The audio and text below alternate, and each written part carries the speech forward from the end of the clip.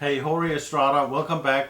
This morning I want to bring something up that has bothered me for a while now, and it's the Gadsden flag.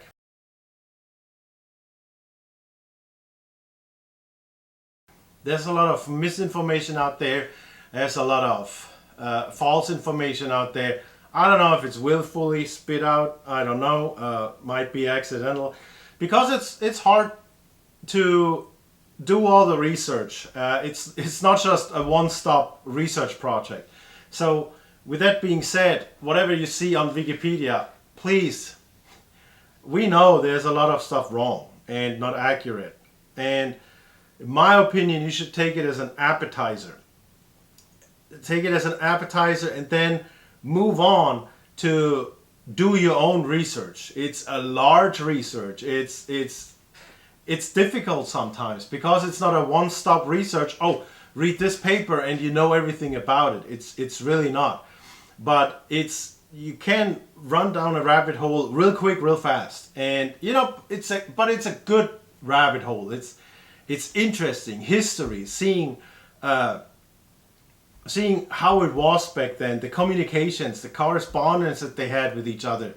It's a beautiful thing, really interesting. And Christopher Gadsden, he's a founding father that is a little bit overlooked. He's most famous for the flag, but that doesn't do him any justice. He has done way more, and I don't want to bother you with his upbringing, his time in the military, his time in the Continental Congress, his hands in establishing a naval force, all those things. It's very interesting. So a lot of that stuff that has been researched about Gadsden is in private collections. A lot of stuff has been lost, damaged, and that's sad.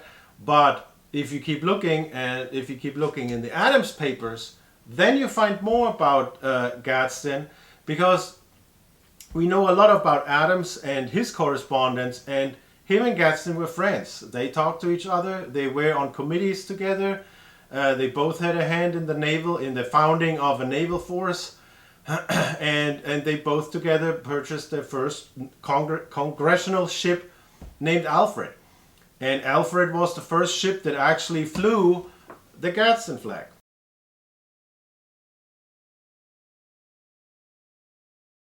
So Gadsden gave it to Hopkins, who was the captain.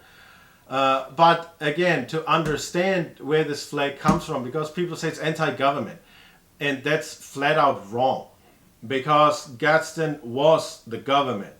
He was voted into the House of Commons back in South Carolina. He was the government. What people don't understand is that the flag was officially put to use in 1775. So I don't know when he designed it, 74 or 75, and then in 75 it was put officially on the main mast of Alfred, the ship. Before that, for about 11 years, the colonies were bombarded with British acts that they wanted to have done over here, that had effects on the people living in the colony, but not back at home. And I actually had to write this down, and it's a long. This research is done easily because you can read it up online, but what it all entails, it's pretty interesting. And in '63 we started out with the Sugar Act. '65 was a Stamp Act. '67, '68 was a Townsend Act. But that Townsend Act was just one name, but it included 5 individual acts. After that, in '73 we had the Tea Act. And then in '74 we had the Intolerables Act, which also included 5 separate acts within that one.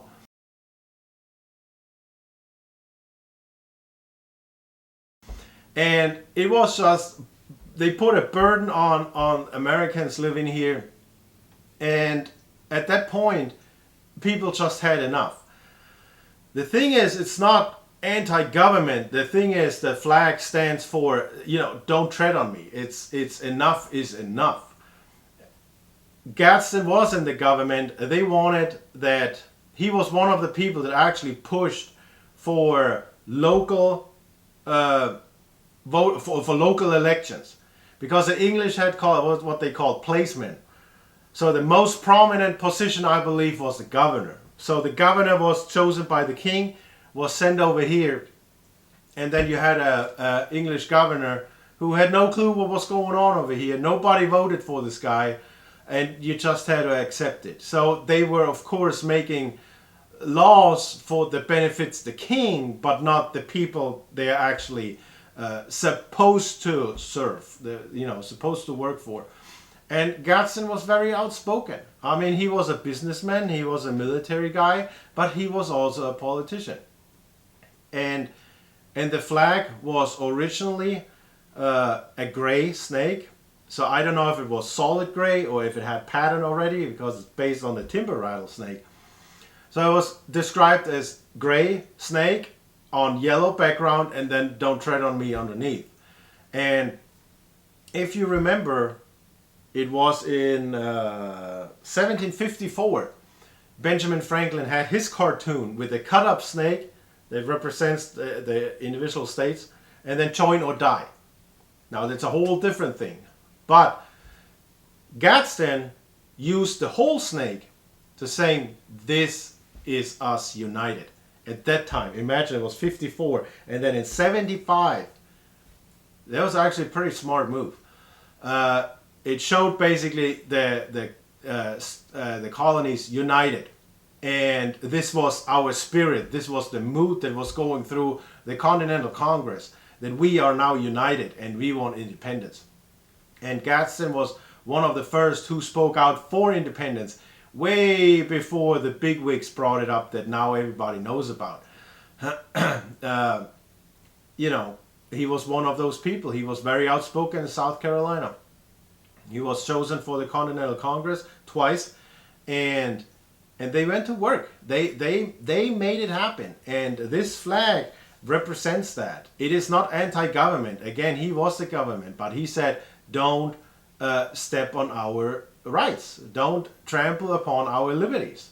Because at some point, enough is enough. It was a warning to the king, because the snake strikes. If you get too close, if you do too much, if you mess with it, it strikes. And then you have a problem. And that was a message they want to convey to the king. And that didn't start from 0 to 100.